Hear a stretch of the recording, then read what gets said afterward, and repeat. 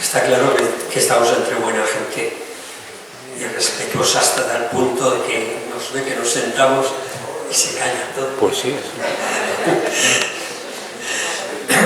Arratsaldeon, buenas tardes. Bueno, hemen nire ondoan, Jaio Aznar Almazan daukagu. Aurreko batean Iruñan egon zen ere, Uneden egoitzan, Unedeko egoitzan eta batzuk ezagutzen duzu seguro. Bestiontzako esan dizuet arte historiaren katedraduna dela eta geografia eta historia fakultatearen dekana Uneden. Aspalditik eta beti abiapuntu kritiko batetik lan egin du memoria historikoari loturiko gaietan.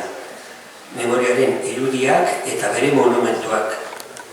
Zentzu honetan, ikertzaile nagusia izan da Experiencias de lo político durante el franquismo izeneko ikerketa proiektu batean, Abada argitaletxeak liburu batean aurkeztu duena.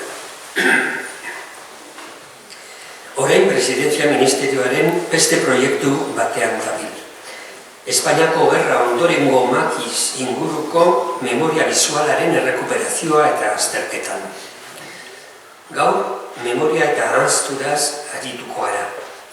Historiarekin batera, memoriaren edozein politikaren ezinbesteko ardatzak baitira eta ez beti onki ulertuak. Hirurak dira egile nagusiak eta hiruetaz asko hitz dute. Baina ahaztura publikoa, ez historikoa ordea, erabakitzen duena zer jartzen dugun agerian eremu publikoan beti izaten du bere gain olako debeku indiskrimina. Eta azken boladan nahiko egile ezerosoa bihurtu dena.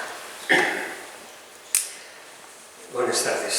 Aquí a mi lado tenemos a Jaio Aznar Almazan, que ya estuvo en Pamplona no hace mucho, en la UNED, en una charla por la que algunos ya la conocíais y otros también de antes, ¿no?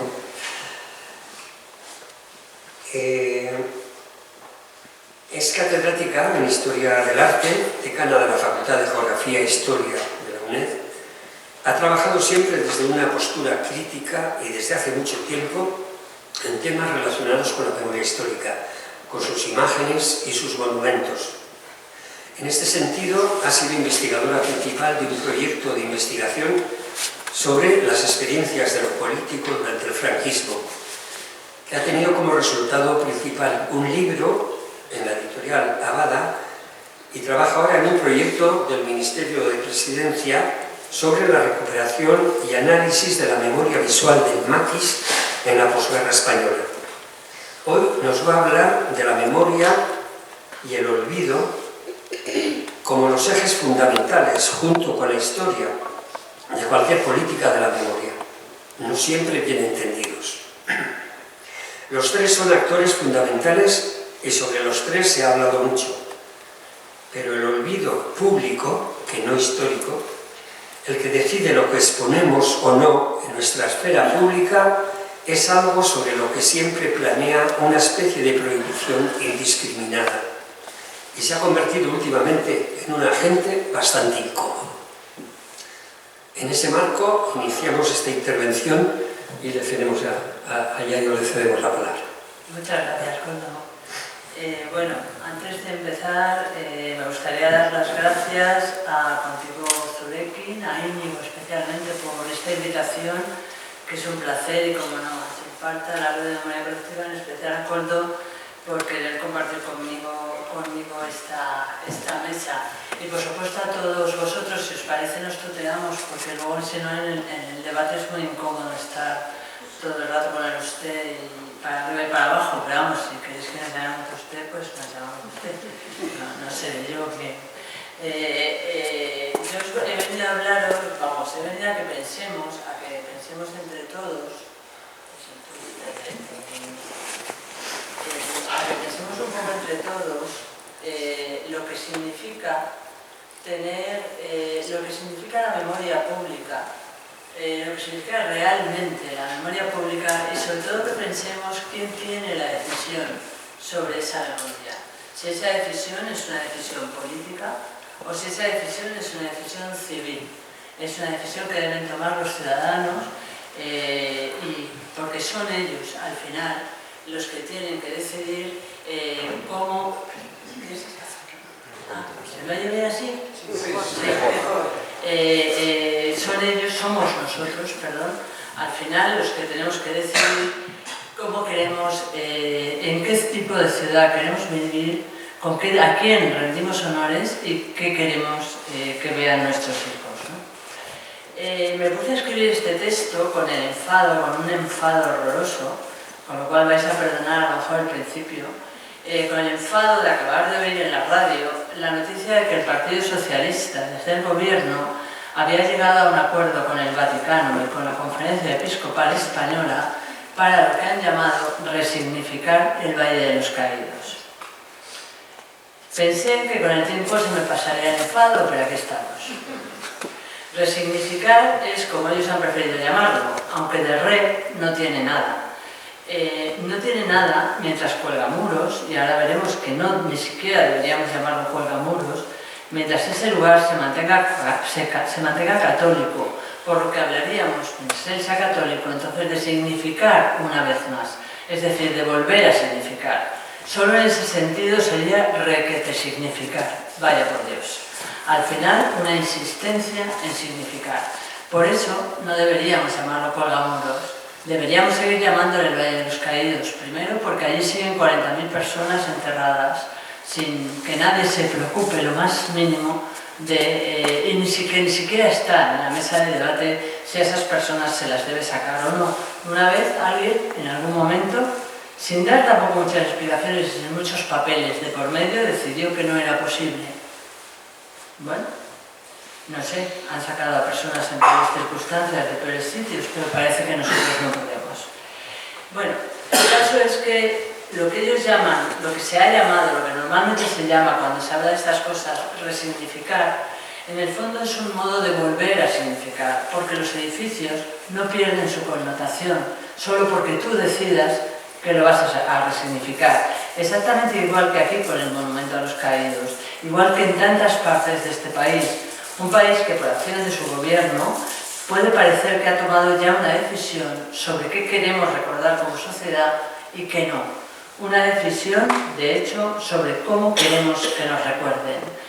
Es decir, están trasplantando una lógica política al centro de la vida pública y están condenando a la sociedad a un rulo infinito que deja la memoria ensimismada, que nos deja dando permanentemente vueltas sobre nuestra propia memoria sin poder encontrar una salida digna. Y no podemos encontrar una salida digna porque no es un consenso real, porque no estamos hablando de un consenso real, son decisiones que se toman desde la conocida gestión política de una memoria que giro tras giro se va alineando cada vez más con una nueva vieja derecha que vuelve a tomar posiciones. Y la izquierda de nuevo cede, como lo ha hecho tantas veces, no solo en España, en toda Europa, por temor a que esa derecha pueda seguir avanzando, cosa que hará. Lo ha señalado muchas veces Álvarez Junco. Son prácticas de exaltación sacralizada que llevan a cabo gobernantes políticos o dirigentes comunitarios actuales en el marco de un relato útil para las estructuras de poder o para sus intereses políticos inmediatos. Son prácticas antinaturales, además. El pacto del PSOE en Madrid o el de Bildu aquí son pactos antinaturales, pactos que van contra la propia historia de los partidos y, desde luego, contra toda la dignidad política del siglo XX.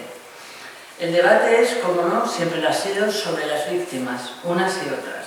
También con este asunto de las víctimas empezaron los franquistas con sus caídos intocables desde el momento en que eran caídos, a los que dedican los dos monumentos de los que hablamos.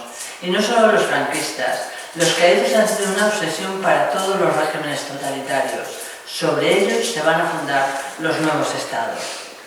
En este sentido, pensad, por ejemplo, cómo Hitler concibió toda una red de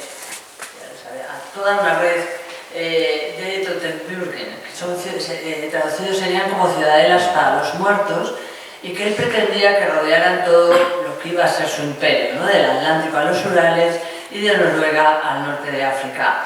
La mayoría se los encarga a Wilhelm Kreis. Estáis viendo aquí dos, uno para el río Dnieper en Ucrania y otro en Cirenaica. Y se construirían, la intención era construirlos después de esa victoria total, esa victoria final nacionalsocialista nazi, para situarlos en lugares claves en los que siempre se recordara que ese imperio estaba fundado sobre el sacrificio de sus caídos. De ellos solamente quedan proyectos, nunca se llegaron a construir. Pero esa es también la base, por ejemplo, que animó a Hitler a mandar construir, y esto ya nos acerca más a nuestras pequeñas construcciones, que animó a Hitler a mandar construir los llamados templos del honor en la Königsplatz. Allí, bueno, el arquitecto era Paul von Trost, y él eliminó, era una plaza anterior, que era una plaza que ya había reformado Maximiliano I, y lo que hace von Trost es eliminar toda la calle central, las zonas ajardinadas, es decir, dejar la plaza hecha un erial, sustituirlo todo por 20.000 losas de granito, todo muy nazi, todo muy total, esa arquitectura tan impositiva que tenían los arquitectos de Hitler, 20.000 losas de granito, y cerraba la plaza con unos muros bajos y, por supuesto, dos grandes mástiles desde los que se colgaban las enseñas nacionalsocialistas. La nueva plaza la inauguran oficialmente el 9 de noviembre del año 35. Tenía capacidad más o menos para unas 50.000 personas y era un espacio que ya se había utilizado previamente en concentraciones, en diferentes concentraciones del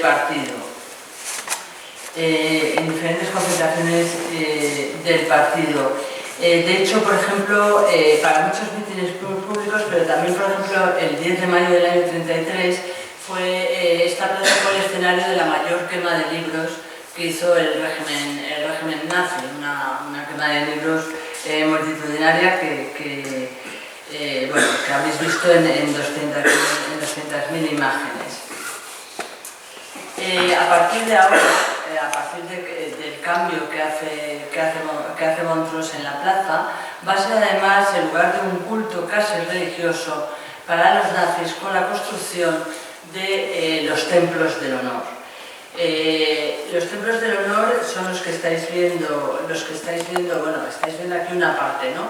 Son unos templos neoclásicos, siempre son neoclásicos, siempre se construye, en el que no veréis nunca a ninguno en un neoárabe o en una cosa un poco más alegre, siempre son neoclásicos, y además hay como una afinidad, una cierta, sí, hay un cierto parentesco entre la arquitectura neoclásica y todos los regímenes totalitarios, ¿no? Hay algo ahí como que se va cuajando desde el Imperio Romano, de que por supuesto recoge Mussolini con un enorme entusiasmo, y que, bueno, los nazis, Hitler no lo recoge exactamente así, pero sí recoge un neoclasicismo muy cercano a la industrial a través de su arquitecto de cabecera, que es Speer, ¿no? Entonces todo este mundo clásico, todo este mundo del Renacimiento, siempre se une mucho,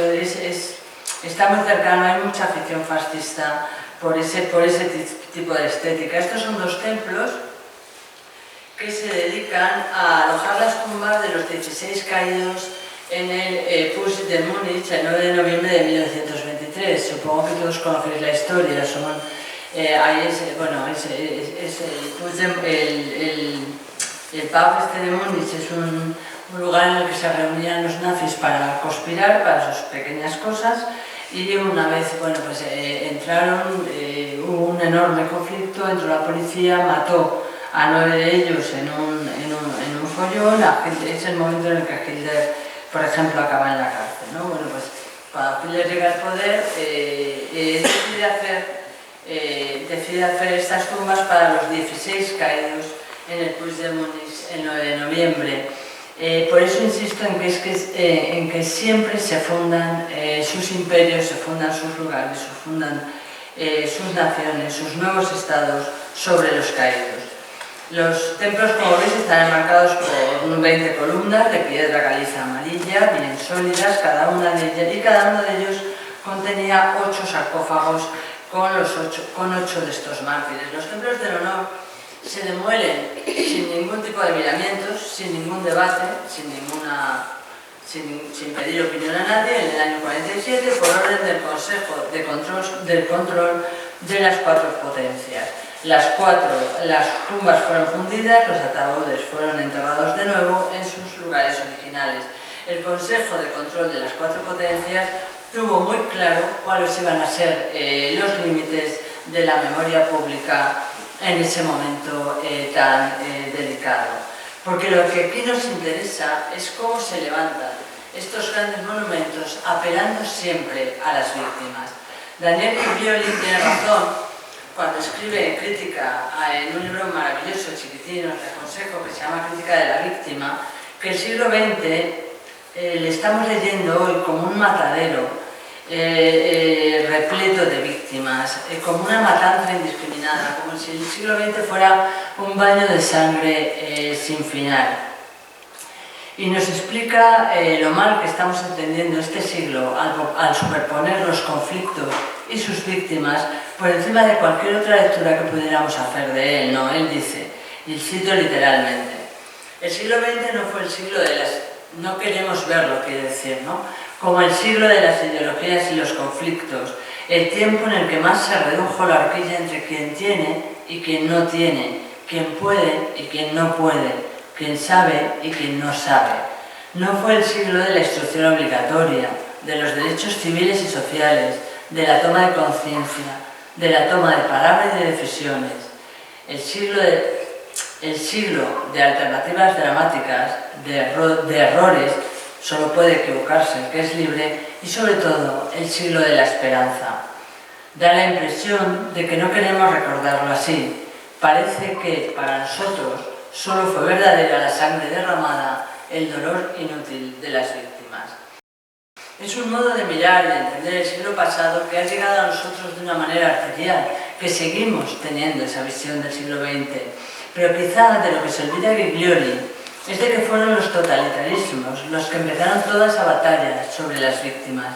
Quizá para ensalzar a los héroes que luchaban contra todos esos avances del siglo XX que podríamos leer en positivo, que de hecho leemos en positivo, pero que no fue tan fácil conseguir. Los regímenes totalitarios tuvieron muy claro que situar a las víctimas en el centro del paisaje social y en el centro del discurso político implicaba imponer la parálisis y la impotencia, porque la víctima siempre nos paraliza, siempre nos ensimisma en su victimismo y excluye cualquier visión de futuro e incluso cualquier visión de presente, lo que es el sueño de cualquier tipo de poder. Exactamente por esto, se construye el Valle de los Caídos o el Monumento a los Caídos, el segundo mayor monumento franquista de España. Hoy pretenden seguir imponiendo, ahí quietos, enormes los dos, paralizantes, siempre colgados de un discurso de reconciliación tan viejo y tan franquista como el propio Valle, con monasterio y todo. Esas y no otras son las razones que animaron a Franco a construir el Valle de los Caídos.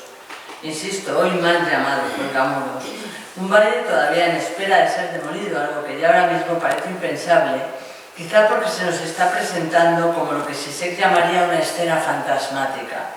Un poco igual también que el Monumento a los Caídos, ¿no?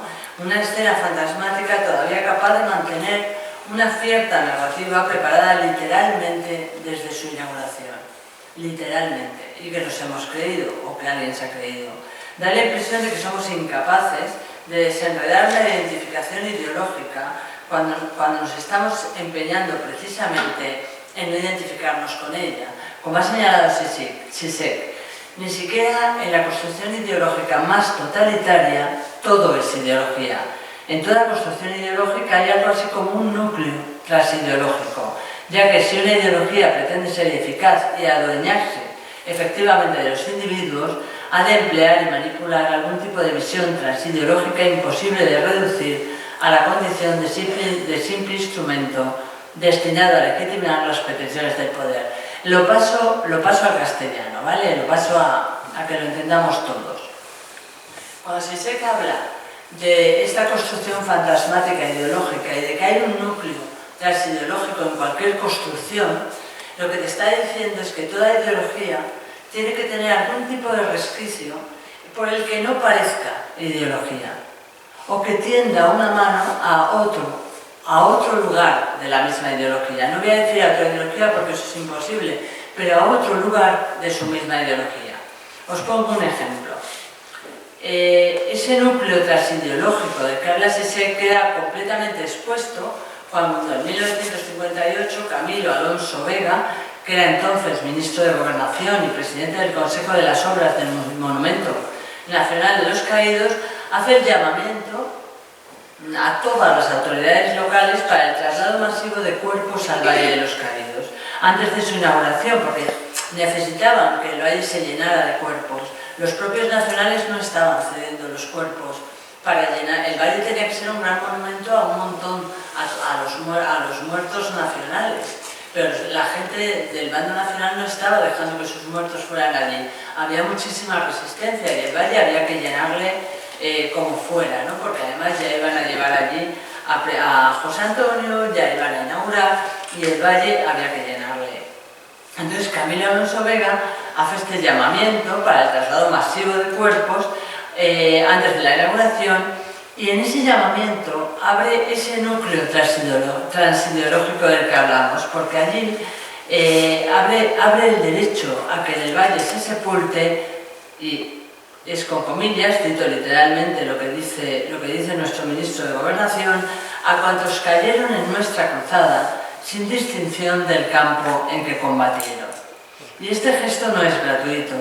Con esta idea, el valle como lugar de todos, crecieron muchísimos españoles, y esta idea ya en 1958 fue ese núcleo transideológico que hizo que la ideología franquista, todo lo híbrida que queramos entenderla, híbrida me refiero a con esa mezcla que tenía de carlismo, falangismo y el propio franquismo, que era su propia sopa, con todo lo híbrida que queramos entender, esa ideología franquista resultara factible. Lo que debemos preguntarnos es si todavía lo vemos así, si todavía nos lo presentan así, si esos pactos políticos que estamos sufriendo no son de alguna manera herederos de esta idea, si no nos hacen sentir el Valle de los Caídos o el Monumento a los Caídos como parte de nuestra identidad nacional, como parte de nuestra historia, dicen. Pues, de nuestra historia lo es, desde luego, pero como parte de nuestro patrimonio nacional al fin, y que justo eso, justo que son parte de nosotros, nos impide derribarlos. Pueden hacer en esos monumentos todos los centros de estudio de la memoria que quieran, pueden hacerlo, nunca servirán de nada a nadie, nunca lo han hecho, en ningún sitio. Se ha intentado muchas veces, nunca ha salido bien. Y pueden apelar al patrimonio o a los bienes de interés cultural. Lo cierto es que, como ha señalado José María Durán, cito también literalmente, circunstancias políticas, económicas e ideológicas determinan lo que una sociedad entiende por patrimonio cultural digno de ser conservado. Insisto, circunstancias políticas, económicas e ideológicas.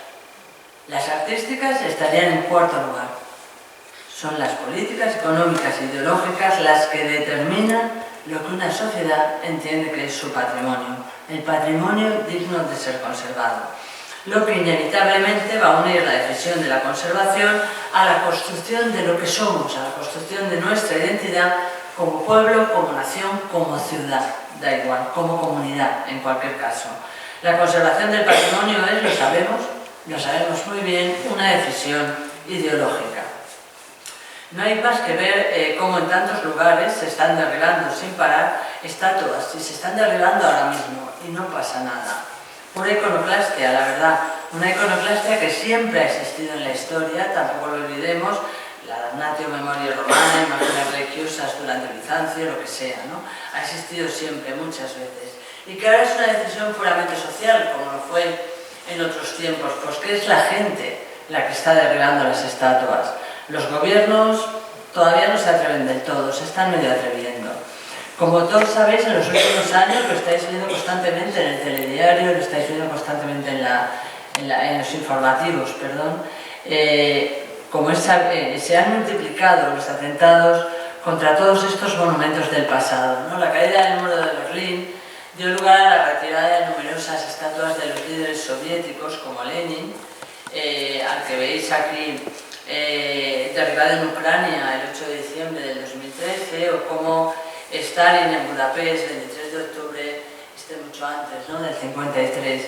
Como veis, no solamente en la antigua Unión Soviética, sino en muchos países de la órbita comunista. Asimismo, todos hemos podido contemplar en directo el 9 de abril del 2003, tras la caída del régimen de Saddam Hussein, cómo una masa descontrolada destruía su estatua en la plaza Firdous de Bagdad, la capital de Irak. Y otras muchas efigies de personajes, no tan contemporáneos, que han sido vandalizadas en fecha bien reciente, ¿no? Como la de Leopoldo I de Bélgica, un individuo que tuvo esclavizado a todo el Congo, como la de Abraham Lincoln en Portland, o la de Winston Churchill, la de Churchill no la tengo, lo siento. Y después, por supuesto, Colón, Hernán Cortés, diferentes esclavistas. Podemos entender sin problemas este tipo de actuaciones por la sencilla razón de que hoy está vigente la Declaración Universal de los Derechos Humanos, emitida por la ONU, y tenemos unos valores que son incompatibles con los que defendieron muchos de estos personajes. En consecuencia, no queremos que se nos recuerde a nosotros homenajeando, que es lo que hace un monumento, homenajear a este tipo de personajes históricos. Y sobre todo parece que no queremos que nuestros hijos e hijas crezcan viendo a estas personas como una parte honorable de nuestra historia. En nuestra historia estarán, sin duda. Ese es el trabajo de la historia, pero no con honor. Y sin embargo, da la impresión de que de momento nuestro gobierno va a dejar ahí el Valle de los Caídos. Y seguramente el gobierno navarro, esperemos que no, también el Monumento a los Caídos, como una memoria en piedra que acabará en ruina, tal como la quería Esper. Ruinas bonitas, dignificadas, que evocarán, a pesar de las advertencias de Nietzsche, un pasado glorioso, siempre capaz de volver, porque es ahí, en las ruinas, donde queda incrustada la tradición y con ella buena parte de la identidad. Y aquí tenemos de nuevo con Zizek la forma consumada de la ideología, aquella que transmitiremos a las siguientes generaciones. Casi las ruinas son más peligrosas que el monumento entero. Si queréis, luego volvemos sobre el tema de las ruinas y el por qué Esper estaba empeñado en que todo quedara en ruinas, ¿no? La memorialización no es, entonces, una cuestión menor. Si a esto le añadimos que la permanencia que promete un monumento pétreo, siempre se levantan arenas movedizas, duplicamos las incertidumbres. Y es que lo hemos visto muchísimas veces, muchas veces. Monumentos que son derribados con gran alegría en tiempos de revueltas sociales, monumentos que permanecen ahí preservando una memoria de la que ya nadie se acuerda porque su significado y su propósito original fueron erosionados con el paso del tiempo y a veces su significado es terrible. Monumentos e historias mitificadas que conforman un pasado identitario más que resbaladizo. Ningún monumento, ningún memorial de Estado está nunca libre de problemas. No hay ninguna forma de memoria esencialmente pura, completa y trascendente. El pasado, recordado con intensidad, se escribirá en nuestro presente y bajo el pretexto de unas víctimas comunes que nunca fueron tales y una reconciliación que jamás sucedió, porque sobrevivir no es reconciliarse, la gestión política de la memoria nos impondrá una vez más una identidad, no sabemos cuál. Y todo consiste en arrancar a la memoria de su lugar tripartito, uno y trino a la vez. Esta va a ser la clave. La memoria, la historia y el olvido son tres asuntos que son el mismo asunto, pero que al final son tres asuntos. Parece el misterio de la Santísima Trinidad. Paul Ricoeur lo sabía muy bien. Lo sabía tan bien que se le quedó corto el libro que es probablemente el libro más completo sobre estos temas. Tiene más de 500 páginas y aún así se queda corto. De entrada podemos pensar que la historia vamos a separarlas, a intentar separar la Santísima Trinidad. Podemos pensar que la historia ha pretendido trabajar siempre por su cuenta, autónoma, indiferente incluso a todos estos problemas, cuando ha podido o peor, cuando ha querido, porque la historia nunca es inocente, ¿no? Pero esto sería un autoengaño. La historia, desde Heródoto, siempre ha trabajado con el olvido de una manera consciente, de una manera que muchas veces le cuesta reconocer, aunque también es cierto que en otras ocasiones ha sabido corregirse cuando ha sido necesario. En cualquier caso, es indiscutible que la historia es uno de los grandes aparatos ideológicos del Estado y que es probablemente el aparato ideológico más eficaz. Por eso siempre entra en escena en los momentos complicados, ¿no? En los momentos difíciles. Y luego está la memoria. Por su parte, la memoria ha sido la gran reivindicada. Benjamin la puso en primer plano con la esperanza de que la memoria consiguiera afectar, y por favor entended el verbo afectar en todos sus sentidos, afectar a la historia, permitiendo que la voz de los que nunca hubieran podido formar parte de las grandes narrativas, formar parte de la historia, que su voz tuviera por fin un lugar. En no mucho tiempo esta idea tan inteligente como emocionante y desde luego justa dio lugar a unas políticas de la memoria que giro tras giro han ido acoplándose como un aparato ideológico más muchas veces y muchas veces fracasando. Es cierto que ya se están empezando a levantar voces que hablan sobre este fracaso y que son muy autocríticas, ¿no? Y que empiezan a poner en crisis todo esto y a pensar que quizá en esta gestión de la memoria se está fallando en muchas cosas porque no está teniendo, insisto, ni en España, ni en ningún país, ni en Europa, ni en Latinoamérica, está teniendo los resultados más esperables, ¿no? Mucho cuidado, pero bueno, la tentación política contra estas voces críticas es todavía muy fuerte, ¿no? Y todavía esas voces hablan muy bajito. Mucho cuidado con el mantra sistemáticamente aplicado a estos monumentos que estamos viendo aquí, de que el país que no recuerda su pasado está condenado a repetirlo. Esto no es así, no es verdad. El que está condenado a repetir el pasado no es quien no lo recuerda, sino quien no lo comprende. Y esa enseñanza es una actuación en territorios que están alejados de las plazas públicas, es decir, en los territorios, sobre todo del ámbito familiar, por supuesto, pero también en parte y de una manera muy contundente de la educación pública, que ahora, por casualidad, sustituye su temario por una rápida visita a estos espacios resignificados. Mirad que bien nos viene ahora la resignificación, con muy poco tiempo para la comprensión real de la historia, para una comprensión eficaz y quizá un poquito menos emocional. Porque todas estas resignificaciones y sus promotores promulgan la idea de que la inmersión en el pasado que les proponen a nuestros hijos y a nuestras hijas debe alentar una transformación en sus actitudes y comportamientos hacia los valores de igualdad y ciudadanía. Así, en un par de horas, en lo que viene siendo una visita. Y estamos viendo los resultados. Parece que en realidad no sabemos muy bien cómo hacer todo esto.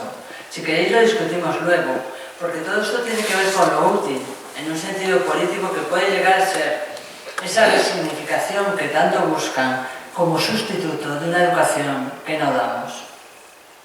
¿Y qué decir del olvido? Cuando ya parece que hemos aceptado como una evidencia que el olvido es algo que no se puede consentir de ninguna de las maneras. En la escena final, iba a poner un trocito, pero yo creo que no me va a dar, no voy a tener wifi aquí, con lo cual... Anda, pues sí, mira qué bien. Pues vamos a ver un segundito de esto, ¿vale? Es muy poquito trozo. Ahora no se ve nada.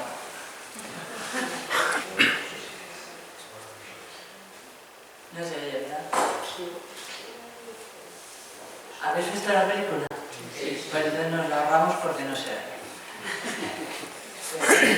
¿Dónde estáis? Vale, bueno. Hablábamos del olvido. El problema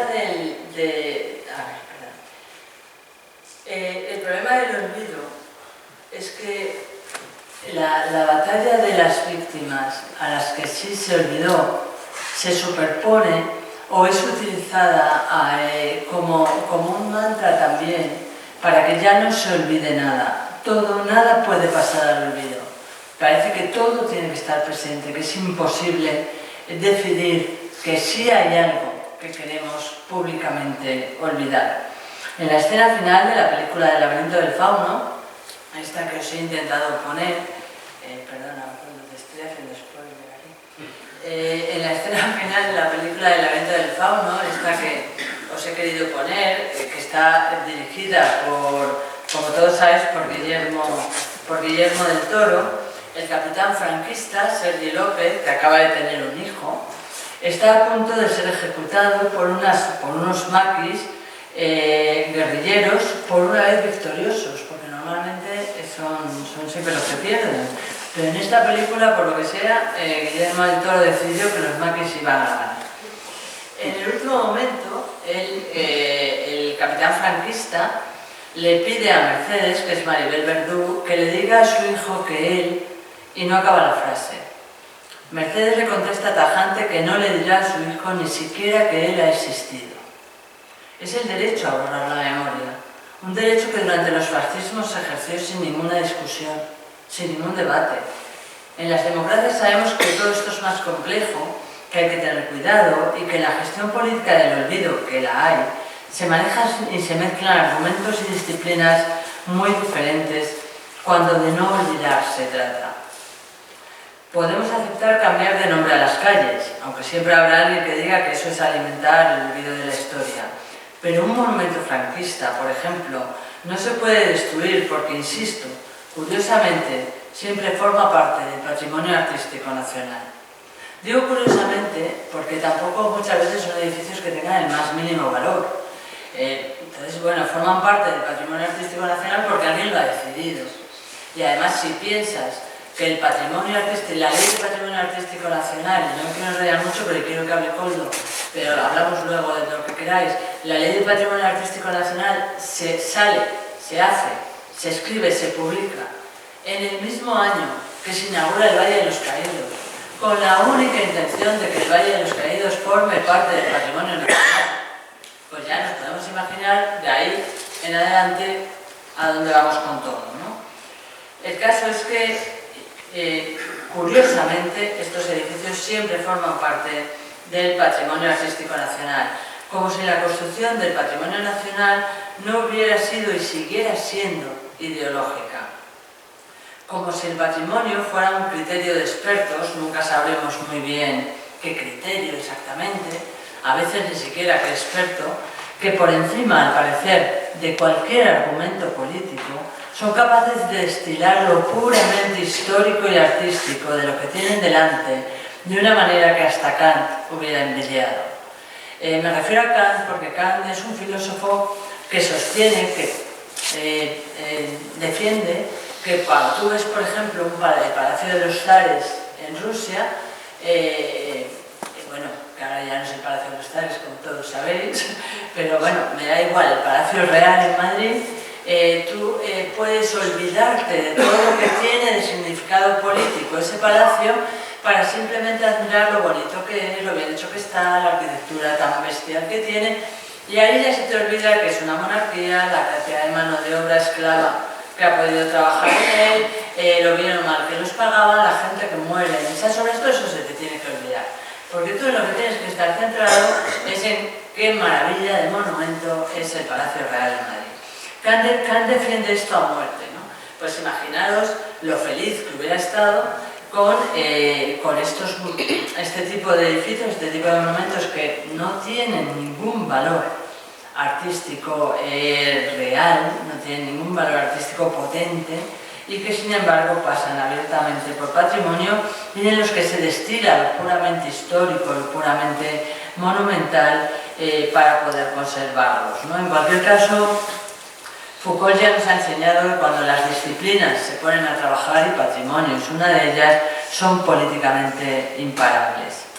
En el fondo una batalla más, aunque cuidado, condenar determinados monumentos y nombres al olvido no deja de ser un trabajo en el terreno de lo simbólico y nada más. Insisto en que la historia siempre va a mantener esos nombres en su narrativa, como no puede ser de otra manera. Ese es el trabajo de la historia. Condenar o no al olvido o a la memoria significa simplemente que como sociedad podemos tomar una decisión sobre la visibilidad pública de según qué cosas.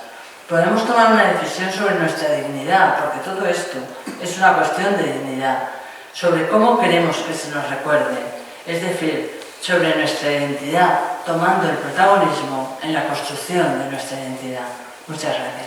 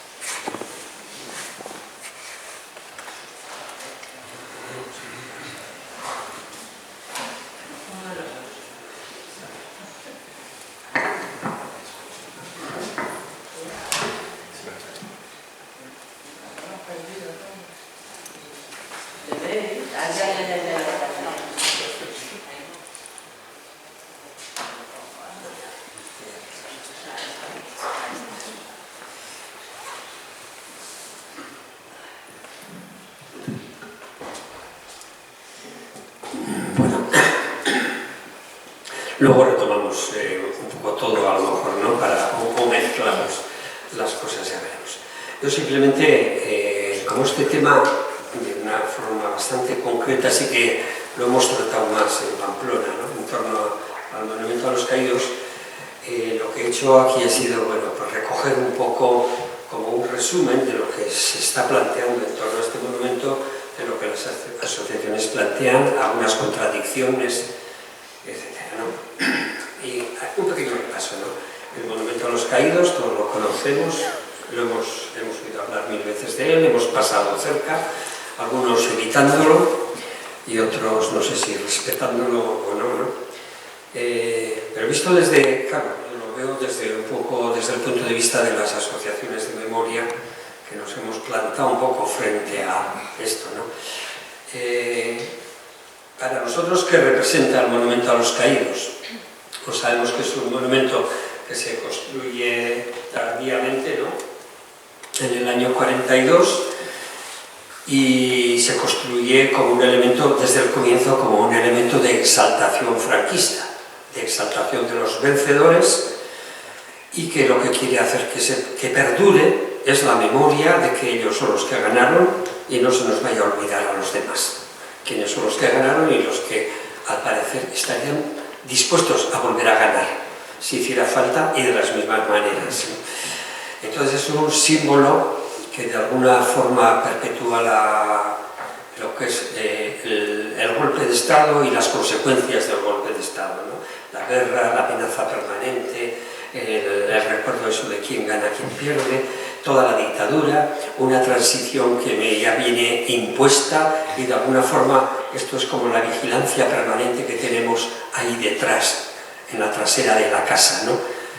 En la ciudad, en este caso en Pamplona. Y sobre todo para nosotros lo que representa este monumento es la permanente humillación de las víctimas. 80 años lleva humillando a las víctimas y lo que nos duele en este momento es, claro, es que haya gente dispuesta a hacer pactos entre ellos para mantener esa humillación de las víctimas el tiempo que haga falta adelante.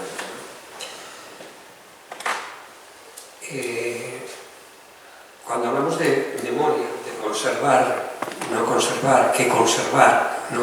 O qué memorias hay que conservar, bueno, es evidente que para nosotros en este monumento no hay nada, ninguna memoria que queramos conservar.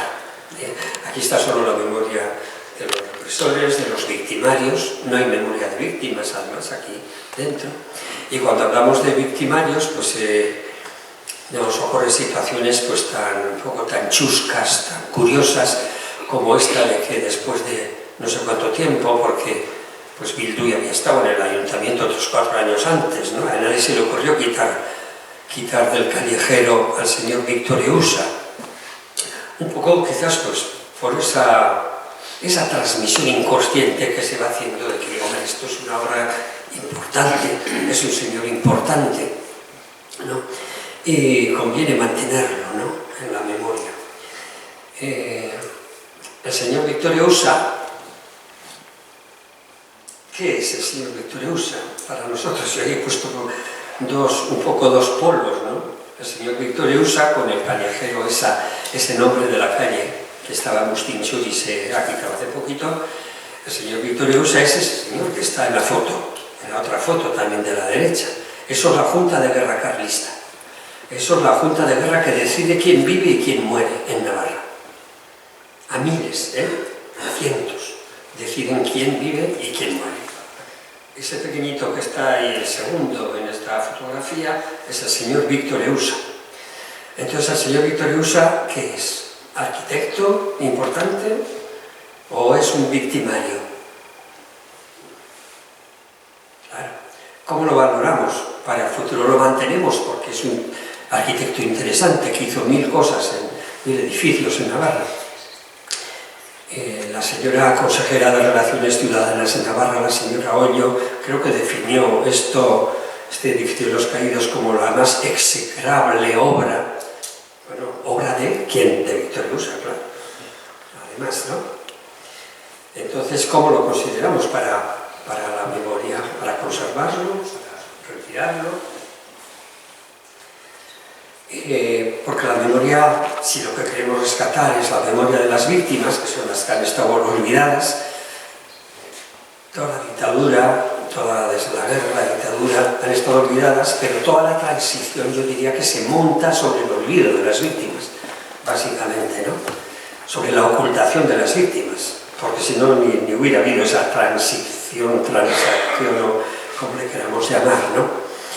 La memoria de las víctimas en Navarra está claro que está en otros lugares. Por suerte tenemos bastantes lugares también que la recuerdan, ¿no?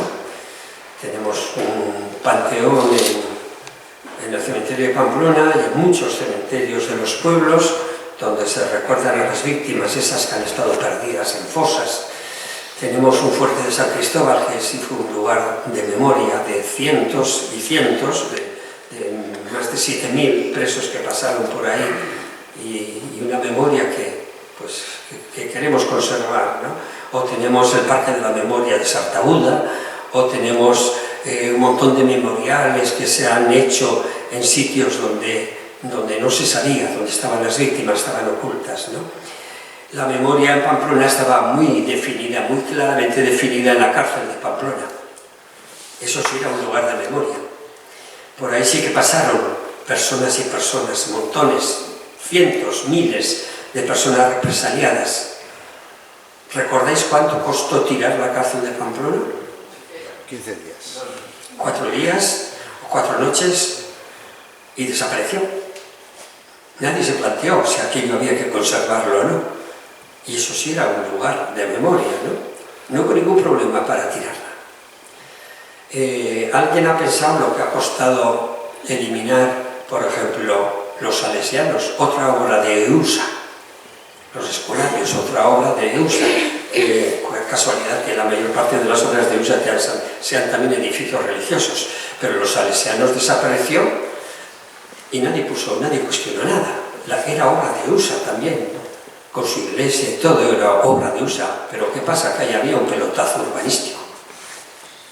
Y ante un pilotazo urbanístico, ¿qué importaba la memoria? ¿No?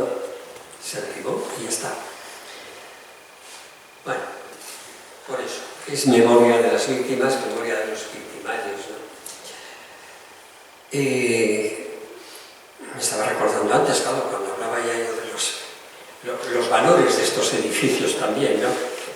En Pamplona, bueno, ya lo hemos visto más de una vez, un poco hemos hablado de esta ficha técnica del catálogo municipal, que es la que protegía este edificio de los caídos, bueno, parecía con un poder inmenso que nadie podía tocar, esta ficha técnica. Pues la ficha técnica del catálogo municipal valora este edificio como una composición pesada, una abigarrada, que no tiene interés arquitectónico, y al final viene a decir, no, el único valor realmente que tiene es el de su simbología, su significado histórico. Hombre, qué bien. Pues claro, Claro que es ese. Por eso lo queremos quitar, porque ese es el único valor del edificio, el valor principal del edificio. Y se presenta como, hace poco en el periódico un artículo, no sé si lo leísteis, en uno de los periódicos, que hablaba de que era el edificio que justamente necesitábamos en Pamplona para rematar esa calle principal que tenemos allí, ¿no? El Carlos III ese, ¡wow!, esto lo remataba de una forma. Justamente eso es lo contrario de lo que los demás vemos. Este es el edificio que estorba precisamente a que la ciudad respire y se prolongue y pueda habitar otras cosas al lado, ¿no? O pueda crear otros entornos, ¿no?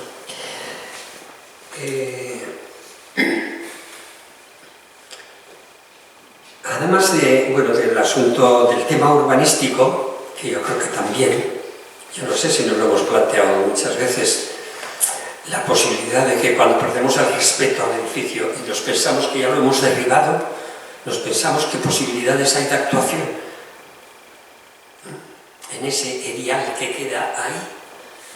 Yo lo que sí pienso es que la imposibilidad de consenso que se da con este edificio, porque jamás habrá un consenso sobre este edificio, derribado el edificio, desaparecido el edificio, sí permitiría unas posibilidades distintas de consenso de qué futuro queremos ahora abrir entre todos, ¿no?, en ese espacio. Bueno, resumiendo, ¿qué aporta este edificio a la ciudadanía, su presencia en Pamplona? Pues aporta el ahogo de la ciudad, el ahogo físico y psicológico, simbólico, ¿no? ¿Qué aportaría? ¿Qué aporta su derribo? Pues principalmente eso, resumiendo, que la ciudad respire. Y que la ciudad respire quiere decir que la ciudad se abra, y no solo físicamente, que la ciudad se libere de sus fantasmas encerrados en ese edificio. Y que la ciudad respire la mente de sus ciudadanos también, de cara al futuro. Yo creo que eso es gran parte de lo que está en juego, y por eso queremos su desaparición, ¿no? Por eso las asociaciones de memoria continuamos exigiendo ese derribo a los caídos, ¿no? Esta misma semana pasada se presentaba también en rueda de prensa otra decisión definitiva o consensuada de todas las asociaciones de memoria, y se ha vuelto a pedir al Ayuntamiento de Pamplona que se acabe de una vez con la humillación de las víctimas, que ya está bien, que sean 3 grupos que se autodenominan grupos progresistas, el Partido Socialista y Geroa Bai y EH Bildu, los que mantengan esto. Cuando alguien nos pregunta por la calle, pero de verdad, ¿por qué queréis derribar ese edificio? ¿Y por qué queréis derribarlo?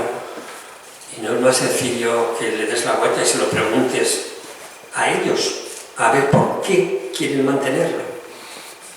¿Cuál es el interés que tienen en mantener un edificio fascista en el entorno urbano de Pamplona, en el centro urbano de Pamplona? ¿Qué interés hay allí detrás, no? No vamos a meternos en cuestiones, no sé, más polémicas de decir, porque creo que los ciudadanos sí que tendríamos derecho a que se han hecho un pacto, se han puesto de acuerdo 3 grupos políticos en mantener ese edificio, en que no se derribe. No tendríamos derecho a que nos explicasen qué pacto es ese. ¿Por qué no han hecho público nunca el pacto? Con detallitos. ¿Qué a cambio de qué? ¿Qué han cedido? ¿Qué se han cedido entre ellos? ¿O qué han negociado entre ellos, no? Lo dejo ahí y luego seguimos. Pero vamos, sí que ya, como me han comentado antes, acabaste una vez con un poema. Bueno, pues yo voy a acabar esto también con otro pequeño poema.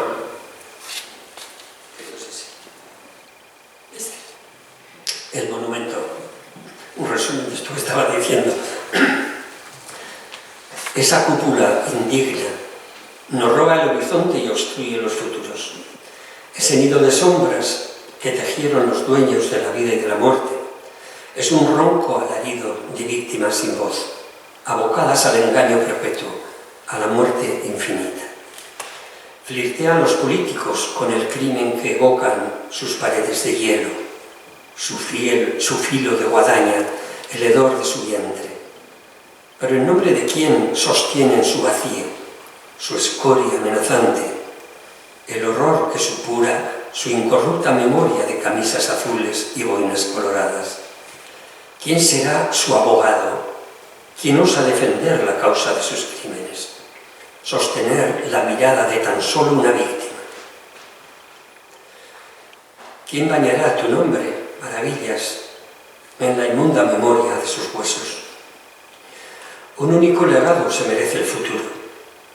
Fuimos al fin capaces de firmar su derribo, de burlar a la muerte y abrir alas al viento, que la ciudad respire.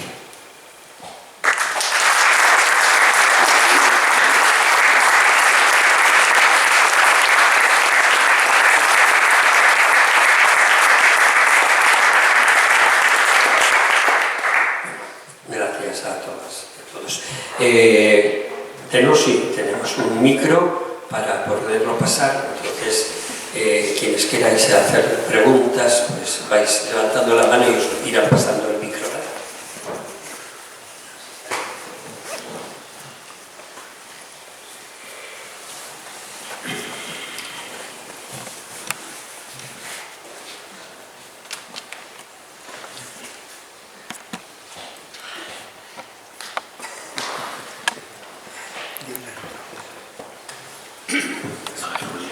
Creía que habíamos dejado todo tan claro que no había preguntas.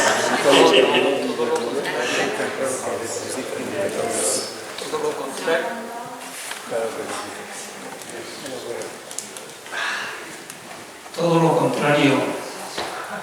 Ya yo no he podido dejar de notar una serie de contradicciones en tu presentación. Has hablado de...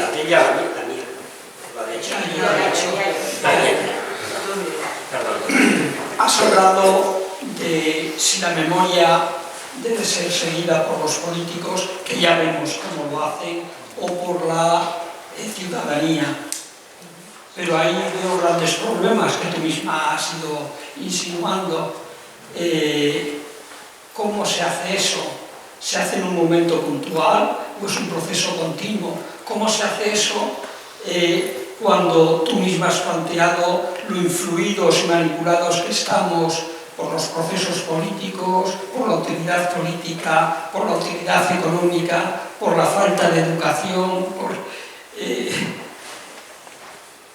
Eso es la contradicción que quería plantear. Gracias. Bueno, sí, supongo que es una contradicción. Vamos a ver, ¿cómo se hace eso? Se hace con educación, con mucha educación. No con educación entre nosotros, que esto se da por hecho, sino trabajando en la educación.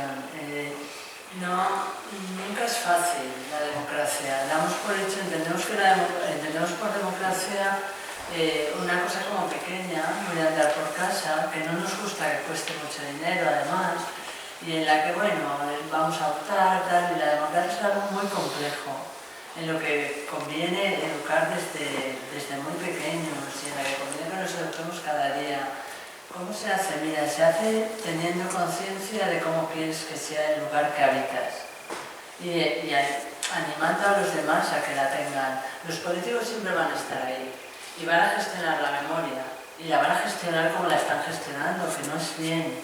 Y la prueba de que no la están gestionando bien es de que las cosas no están... es que las cosas no están saliendo bien.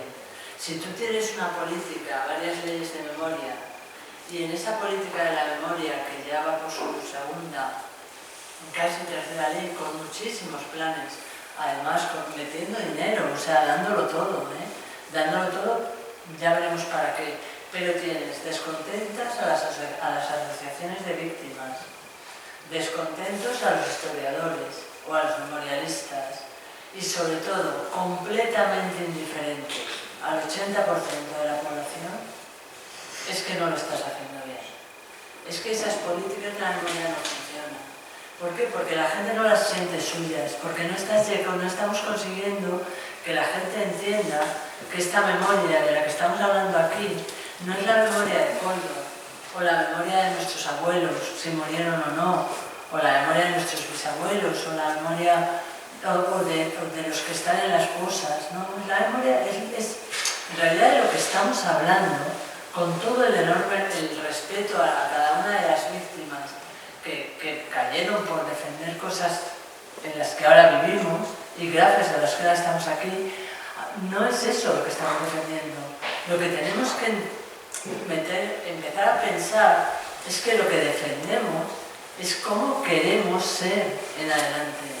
Que lo que estamos defendiendo, que lo que está sobre la mesa, no es si sacamos o no a unos señores de una fosa, y de cómo los sacamos y de cómo ellos señalan, que eso también está ahí y hay que seguir trabajando en ello a muerte. Y sobre el Valle, ¿qué quieres que te diga? No se puede decir ni mu hasta que no salgan de ahí los 40.000 muertos. Ni mu sobre el Valle, ni tocarlo, ni resignificarlo, ni nada. Ni se toca hasta que no salgan de ahí esas personas. Pero eso es un trabajo. Y otro trabajo es el que tenemos que hacer nosotros sobre qué queremos hacer. Nosotros queremos dejar nuestra ciudad, dejar el lugar que habitamos, como una ciudad que rinde honores a un esclavista, que rinde honores a un victimario, a un verdugo.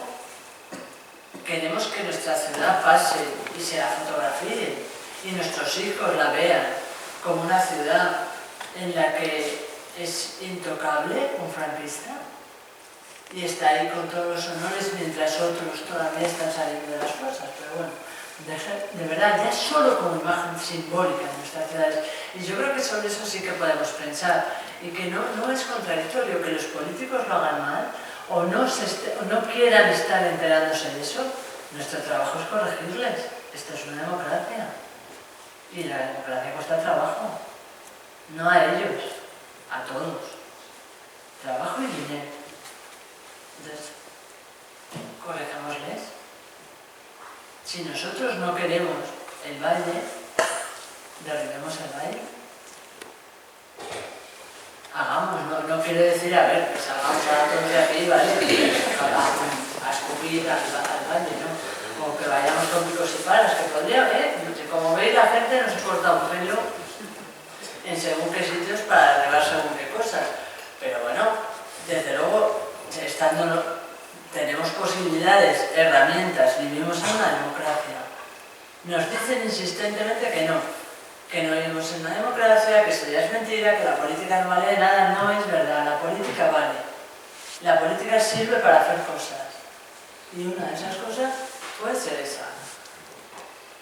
O sea, puede ser esa y pueden ser otras mil, sanidad pública, etcétera, etcétera. Pero, desde luego, si queremos, ¿por qué no?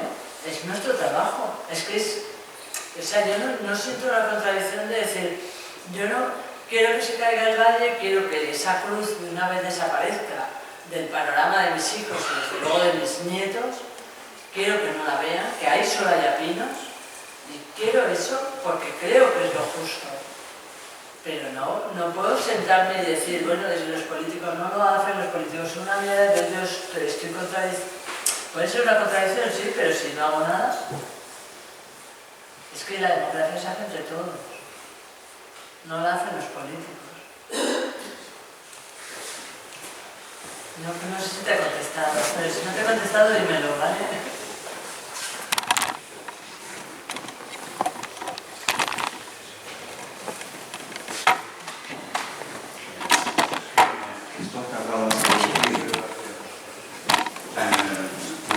Hace poco hubo una manifestación desde Los Caídos, bajamos hasta la Plaza del Castillo y ahí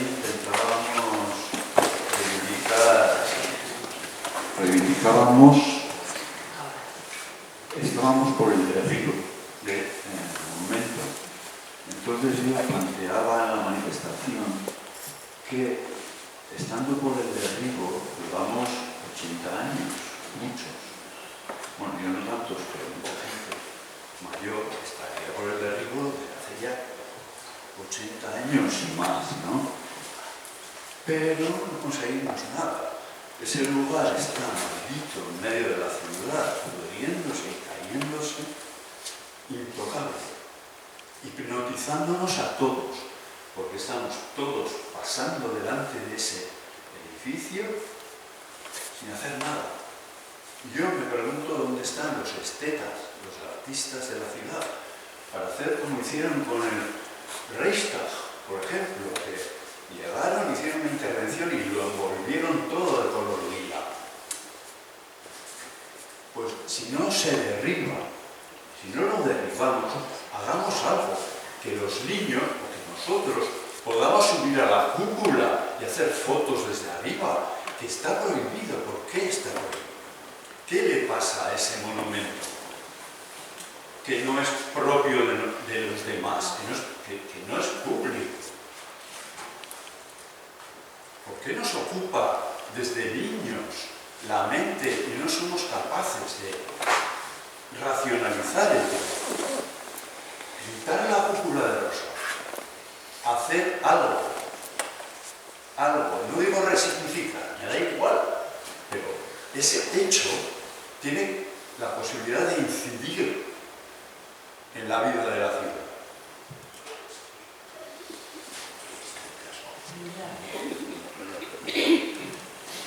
Mucho que pensar con lo que has dicho. El edificio nadie lo vive. Es un edificio cerrado, todos lo sabemos, ¿no? No funciona, no sirve para nada, pero sigue ahí simbólicamente imponiéndose. Y claro, tú, corrígeme si me equivoco, tú lo que propones es que el edificio se abra y que todo el mundo haga ahí lo que quiera. Claro, que se pueda subir a la cúpula. Si no lo quieren tirar, que por lo menos sea decirles a los niños, esta pintura, que es la mayor pintura de Navarra, la hizo un señor que se llama Storz, que lo sepa todo el mundo. Claro, pero por ejemplo, eso habría que dar la posibilidad de que alguien fuera y le echara cara a esa cúpula. ¿La encarada? Pues se ponen las escaleras y se sube, es que no lo sé. Es que claro. Es tan complicado. Es que ¿sabes lo que creo? Quizá uno de los problemas de este edificio y del Valle, o sea, y del Valle de los Caídos, que no es tan diferente, la única diferencia entre los dos edificios es que el Valle de los Caídos tiene muchos muertos dentro, ¿no? Entonces eso cambia todo cuando hablas de él.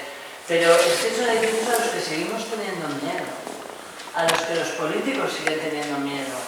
No tienen miedo de intervenirlos, tienen miedo a dejarlos, tienen miedo a destruirlos, tienen miedo a todo, a todo. Por el Valle de los Caídos, perdón, que hay una diferencia muy básica, es que el Valle de los Caídos no está en el centro de Madrid. O sea, bueno, tienes que ir a no sé dónde, está pero aquí no hace falta ir a ninguna parte, ni organizar. Bueno, tenemos el simbolismo del fascismo metido ahí en medio, como clavado, como si fuera. Habláis de humillación. Es una humillación, y entonces eso yo creo que merece una respuesta estética, una respuesta educada, artística. Para eso estamos.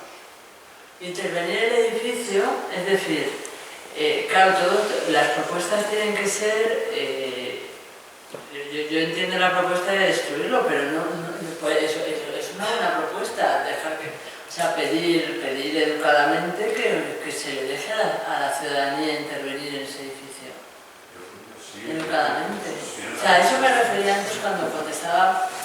Esto es una democracia, la democracia la construyes tú y la construyo yo y la construye Coldo y la construimos todos.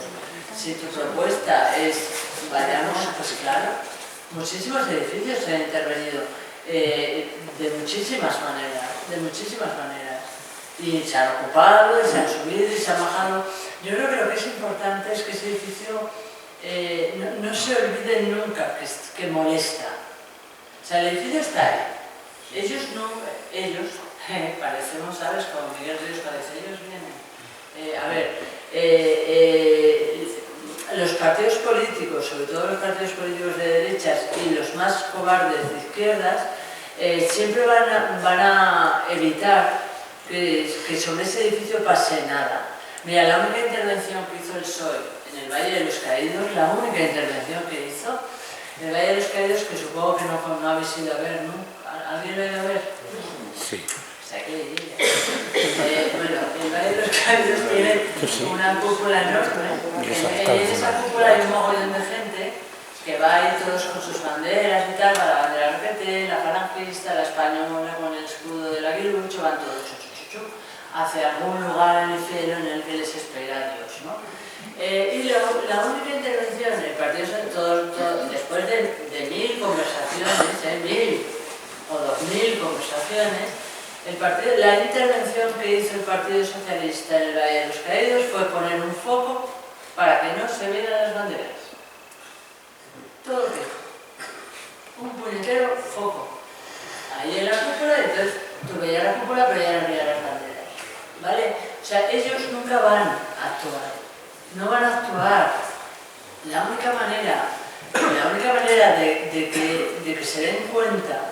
El Partido Socialista, su cabeza, el señor Alzorriz, por ejemplo, que es que merece la pena mantener ese edificio porque se puede llevar ahí a los jóvenes para que aprendan no sé qué.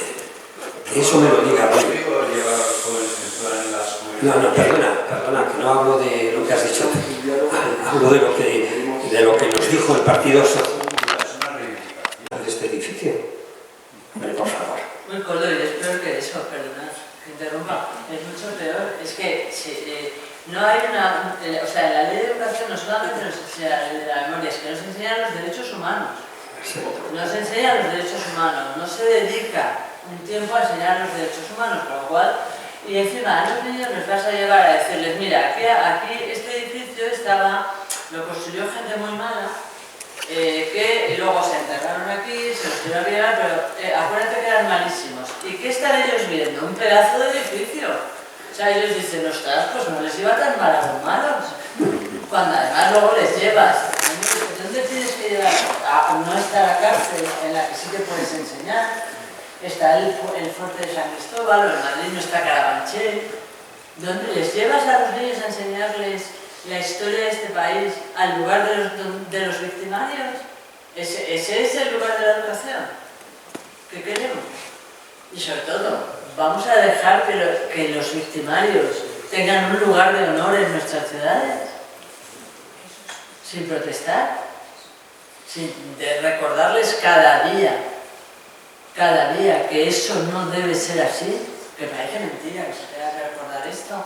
En Berlín no hay un solo edificio de Speer, ninguno, no queda nada. Y Speer era un arquitecto bastante mejor que este señor Es que lo que estamos planteando con estos tres grupos que han pactado mantener este edificio, es que lo que estamos planteando es que estos tres grupos, los tres, están implicados en acciones de desarrollar la memoria histórica, la memoria democrática, la memoria de las víctimas. Uno tiene en sus manos la Consejería de Relaciones Ciudadanas, el otro tiene toda la educación en sus manos, y el tercero no sé qué tiene, pero tiene un montón de ayuntamientos donde también están desarrollando acciones en torno a la memoria histórica, y que a la vez los tres sean los que se han puesto de acuerdo para mantener el edificio que mayor humillación supone para las víctimas.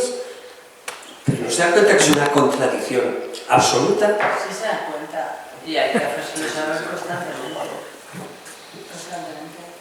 Pero escucharán o no escucharán. Yo creo que lo importante es que nosotros como ciudadanos seamos conscientes, o sea, y entendamos esto en los términos en los que hay que realmente entenderlo. Lo que está en juego, y perdonad que sea tan pesada, pero lo que está en juego es a quién rendimos honor, a quién rendimos respeto, porque el lugar del espacio público está para eso. Tú no pones en el espacio público más que a las personas a las que quieres recordar con honor. Lo seguimos haciendo. Yo de todas formas creo que el problema está donde, lo habéis comentado antes, ¿no? Que el 80% de la población ve ahí un edificio y no ve nada más, ¿no? Yo creo que ese es el mayor problema. ¿Cómo se solucionaría eso? Yo creo tiene que haber educación buena desde pequeños, ¿no? Que se digan lo que estamos hablando, ¿no? A las cosas hay que ponerlas por su nombre, ¿no? Lo que significa, por qué se ha montado y todo eso. Que yo creo que dejaría algo, pero también pienso que tenemos una sociedad ahora muy confusa, ¿no? Vemos cómo está creciendo el fascismo, digamos, en toda Europa, ¿no? Sabiendo lo que hizo el fascismo, porque casi nos toca vivirlo a nosotros. Entonces, a veces ya no sé qué pensar si la educación, que más o menos tenemos de lo que fue la Segunda Guerra Mundial y lo que fue nuestra guerra civil, pues que no deje huella, ¿no? Y que veas cómo gente joven, sobre todo chicos, ¿vale? Porque hay bastante diferencia entre hombres y mujeres, ¿no? Pues que se deriven a repetir la historia otra vez. Con lo cual, pues tenemos una confusión ahí. Yo creo que hay mucho miedo, me figuro, por parte de estos partidos, de que meterse en una guerra, de derruirlo, sería la hostia, y más en esta sociedad, que es bastante... ya veis cómo está la cosa, ¿no? Bueno, pues yo creo que ese es el tema, ¿no? Que cómo desenvolvemos ese mundo, cómo lo avanzamos, pues yo creo que tendría que ser con eso, con educación y ver, pero no sé. Pero pensándolo mucho, o sea, yo creo que tienes razón, perdón, que hay otra palabra, yo creo que tienes razón, pero hay que repensársela mucho, la educación, porque o sea, cuando tú educas cuando entras en el terreno de la educación, tú piensas, bueno, realmente si yo estoy 3 horas con un grupo de 40, 30, 20 niños hablando de este tema, creo que van a salir más justos, no va a ser así. La educación es un trabajo mucho más permanente, mucho más incluso soterrado, es mucho más inconsciente muchas veces, y sobre todo tú les estás diciendo a los niños a que hay unos malos y unos buenos, cuando ni siquiera todavía han entendido los derechos humanos. Es que lo primero y fundamental que tienen que entender nuestros hijos y nuestros nietos son los derechos humanos. Es así de simple, así de sencillo. Si una vez que nuestros chavales tengan los derechos humanos incrustados como una identidad de lo que ellos son, entonces entenderán perfectamente lo que es y lo que no es de lo que tienen en la calle. Lo entenderán perfectamente, pero así les estamos hablando en abstracto. Es decir, tenemos mal enfocada la educación. Está mal enfocada de verdad. Muy bien intencionada, muy bien intencionada, pero mal enfocada. Y luego, lo segundo que creo sobre lo que has dicho, que me ha parecido muy interesante. Muchísimo tiempo de memoria. Muchísimo tiempo hablando de la Segunda Guerra Mundial, pero es que hay algo que también es un abuso de la memoria, que también lo rompe todo, o sea, y me refiero por abuso de la memoria, voy a ser muy dura, ¿vale? Y si alguien está en desacuerdo conmigo, me lo dice y yo me callo o lo que quiera, vamos, lo que haya que hacer y pido las disculpas que haya que pedir, pero ya advierto que voy a ser muy dura. Por ejemplo, tenemos miles de documentales, lo sabemos todo sobre lo que pasó, todo no, nos queda por saber, pero sabemos mucho de lo que pasó en Auschwitz, de lo que pasó en Mauthausen, lo sabemos, y nos lo han contado 20.000 veces, y muy bien contado además, y hemos sufrido por ello, y es una enorme cicatriz en mitad de Europa, porque es toda Europa la que está implicada ahí, ¿vale? Sabemos lo que pasó, pero sabemos lo que les pasó a los judíos. Sabemos lo mismo de los gays. Sabemos lo mismo de los romaníes. Sabemos lo mismo de los polacos. Sabemos sus historias. ¿Qué memoria? ¿Sobre qué memoria estamos hablando? Y sobre todo, ¿qué resultados ha tenido esa memoria? Porque los resultados de ese abuso de la memoria, en el que Europa ha permanecido callada porque es culpable, los estamos viendo ahí en Gaza. ¿Vale? Entonces, cuidado con la memoria, porque la memoria es una amiga muy peligrosa también. No es una amiga fiel, es alguien que se te va a revolver y que hay que estar siempre trabajando con ella, siempre. De repente ahora aparece la idea de la posmemoria. Aparece, curiosamente, también es bibliografía israelí. Parece que la memoria se perpetúa hasta generaciones infinitas. Y de ahí viene del libro de Virgilioli, ¿no? Del que os he hablado. Porque la víctima es víctima eterna. La víctima sí, pero eterna, por generaciones. ¿Y eso a qué le da derecho? Exactamente. ¿Vale? O sea, la memoria es un territorio muy resbaladizo, y en el que te puedes encontrar unas gestiones de la memoria que son maravillosas, de gente que ayuda a que te mueres y que lo da todo para levantar fosas, para sacar, para entender, para poder explicar, para saber, para que no quede ni un nombre sin sacar. Y hay otras gestiones de la memoria que no son tan limpias y todas se mezclan. Y curiosamente unas sobreponen a otras y todo eso es un follón que le llega a la gente desde muy diferentes lugares y que la harta. Y la gente se separa de eso porque no lo acaba de entender bien. Por eso yo he hablado también, y podéis estar en completo desacuerdo y yo lo entendería, ¿no? He hablado también de que no lo estamos haciendo bien, de que no sabemos qué hacer. Porque los resultados que nosotros esperábamos, porque los resultados que esperamos los que trabajamos no llegan, porque llega todo lo contrario, porque a la gente joven no le interesa, porque la gente se harta, porque te dice que ya está harta de la guerra de los abuelos, porque Milei está metiendo en cárceles de lujo a los victimarios argentinos y nadie dice nada. Porque Bolsonaro salió en Brasil diciendo que los dictadores brasileños lo habían hecho bien y nadie dice nada. Porque Trump va por ahí también, con ese rollo. Va también por ahí. Y nadie va a decir nada. Y Europa callada porque se siente culpable. Porque se siente muy culpable. Porque la inmediata memoria, el momento inmediato de la memoria sanguinaria, es responsabilidad europea. No alemana, europea. ¿Vale? Israel bombardea Gaza. La memoria es esto. La memoria es algo que duele, porque es muy difícil de gestionar y es muy difícil pensarla. Es muy difícil. Pero no podemos dejar de hacerlo, no nos desanimemos.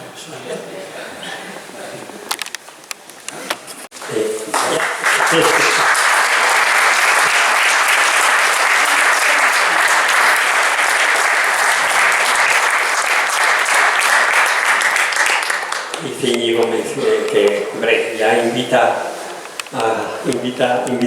a que vengamos a celebrar la memoria del fuerte de San Cristóbal el domingo allá junto al fuerte, a las puertas del fuerte. Estáis todas invitadas.